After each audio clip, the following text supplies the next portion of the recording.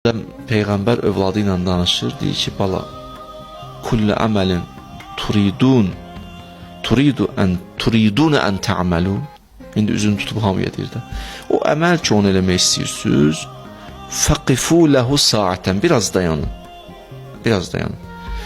Sonra özünə qayıdır. Fə in lev vaqaftu saatən, o məni ki, şeytan çəkirdi o ağaca tərəf, indi o meyvə idi, nə idi, nə deyildi. O ki, məni o tərəfə dəvət elədi, ləm yəkun əsabəni ma əsabəni. Mən dayansaydım əgər, başıma gələn başıma gəlməzdi.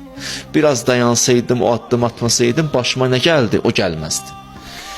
İndi o günah deyildi ya, mən inşallah mənəvi ziyafət verilişində, tohid mövzusuna, bu mövzuya toxunacağım. Qulaq asarsınız inşallah. Yəni, hər günkü çıxış olunur, tohidlə bağlı mövzulardır.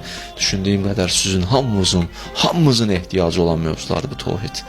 İnşallah baxın, axşam mən orada toxunacağım, bir neçə günlərin içində inşallah toxunacağım bu mövzuya.